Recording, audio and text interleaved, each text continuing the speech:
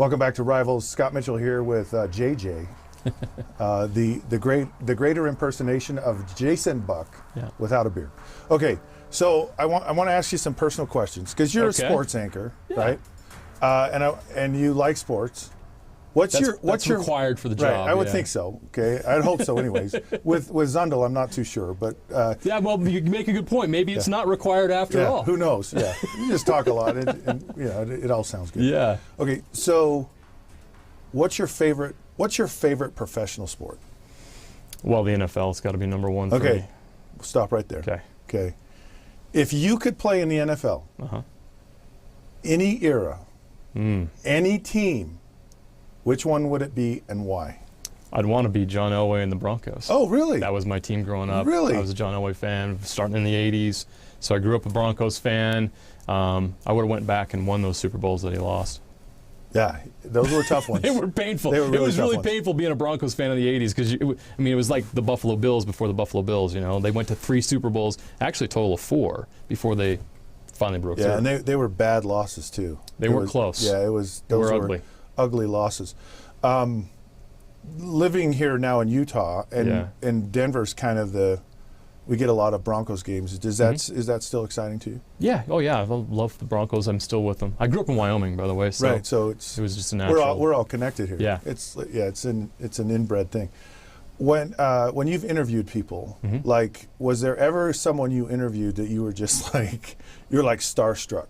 You ever had that? Ooh, okay. So I interviewed John Elway. Than me. Sorry. John Elway. Yeah, this has been very nerve-wracking for me. The great Scott Mitchell here. John Elway. My first TV job on air was in Grand Junction, Colorado, in 2004, 2005, and John Elway was paid to come help open some stores for some mattress factory or something, and so they were offering him up for interviews, and so I had a chance to interview John Elway, and yeah, it was pretty cool because, like I mentioned, I was a big Broncos fan growing up, and I was new in the business, and so I didn't have a chance to interview a lot of these guys.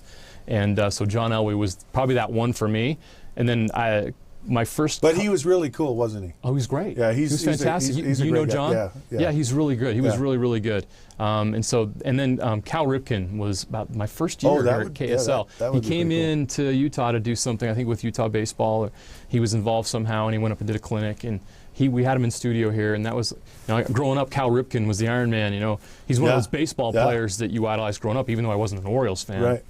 Cal Ripken but was you just all-star. had a tremendous respect for him. Absolutely. And how he played the game, how he carried himself, just the whole package. Yeah, so I guess those would be 2, but you know what? Oh, that's pretty cool. The truth is that the longer you're in this business, that goes away. Yeah. And it becomes a job. I mean, I don't want to, it's a fun job, I'm not trying to say anything like that, but that fan that you were when you grew up, all of a sudden you become a professional, and you no longer have those kind of feelings, because since then I've interviewed Kobe Bryant and LeBron James, and the list goes on of all the NBA players we have that come in here with the Jazz. So I don't really have those feelings anymore, but at that time that was pretty fun for me. It's interesting you say about being normal, because when I played with Barry Sanders, right, superstar, and you would hand the ball off to him and then watch him do these things that are like just ridiculous. I mean, it's just crazy how talented he was. But then after a while, it's just like, well, that's just normal. It's like, come on, show me something really, impressive. And you didn't appreciate how great it was until someone else was in there, or you'd watch another running back go, well, that would have been an 80-yard run at that'd have been Barry Sanders, and he tackled for a 2-yard loss. So you kind of that greatness becomes a normalcy, and I don't know if it's a good or bad thing, but I understand to some degree how that is. You bring up greatness, and I think of LeBron James, because what LeBron James has done in this postseason in the NBA is just remarkable, but it's no big deal. We're not talking about it because we just expect LeBron James to do these things. Going to 8 straight NBA Finals if they win this series, no big deal. We're not talking about that. Think about that. Michael Jordan didn't go to 8 straight. You have to go all the way back to Bill Russell, who, back in the Celtics domination. So we don't always appreciate greatness until it's gone. Yeah, it's true. All right, so looking back on your life, I'm going to get philosophical here. Okay. So looking back on your life so far, what's like your greatest takeaway? What's the thing? Well, let's just do it in your professional life as a sports anchor. What is the one takeaway that you'd like people to know about what you've done? What I've done, you can be and do whatever you want as long as you work hard. Wow. I'm not super talented. I come from a small town in Wyoming, and I've had a great opportunity to do this for a living. And maybe a lot of people when I was growing up didn't think. See, that sounds kind of shucks. I'm sorry, it's true though. But it's hard to be on the air. Come on. It's hard. You don't get nervous when you. I get nervous all the time. I'm like, well, sure, but I've just worked so hard, and that would be my point. And I tell this to everybody: like, you can do anything you want to, and you've experienced this too, and maybe you can relate to this because 100%. You're from Springville, Utah. You played with Barry Sanders and the Detroit Lions in the NFL. Yeah. Think about how many kids here in Utah get a chance to have the life that you've had, but you got there because you worked your tail off. And sure, you probably have some natural ability and some talent. But what took you to the next level? Well, you had to work hard to get there. I guess what I'm saying, and I agree with you, but what I'm saying is what you do is not easy. Like, everyone can't do it, and so there's a proficiency at it. There's it's live television a lot, and a lot of people can't handle that. And you like, you can't mess up, right? No, if you mess up, everybody knows. Right, and so there's a lot of pressure to that, and so. Yeah.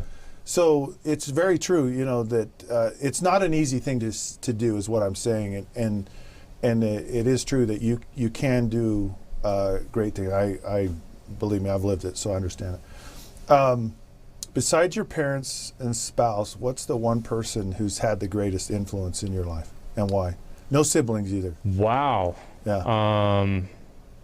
That's a tough one. I mean, I'm gonna have. I got him right here. Stumped him. I mean, this is probably not good podcasting right here because I'm sitting there trying to think of who that person is and trying to identify them outside of that group. Right. Because you're going to say your parent or your wife or absolutely. I get it. So sure. Yeah. That's a given. Man, you stumped me. I can't think of that one person. I mean, because there's so many. It's really hard for me right now to say, okay, that person had the greatest impact on me. Outside of, because it really is, the truthful answer is my dad. Yeah. Because my dad taught me how to work hard.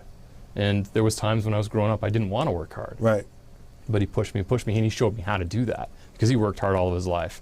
And I took that away from, eventually learned those lessons. Didn't happen overnight. But so, I know you didn't want me to answer my dad, but I have to go with my dad because without the things that he taught me, I wouldn't be here today. And I have to also include my mom because my mom told me I should do this for a living. She was right. Yeah. Mom's always right. Yeah, mom's always right. You can't argue with any of that. And I actually appreciate your answer, by the way. Sorry I stumped you. No, that was good. I'm going to have to think about that for the rest of the day, which is great. You made me think. So text me the answer and let me know what it is. I'll do that. We'll share it with all our fans. That's awesome. All right, Rivals has arrived, and now it's time to go. I know. You can text. I'm sad. I know, it's sad, isn't it? It's already over? Hey, but you can text Rivals to 65537. Go to all those social sites and like us. If you're really smart, you'll dial us in on your smartphone, which I know you are.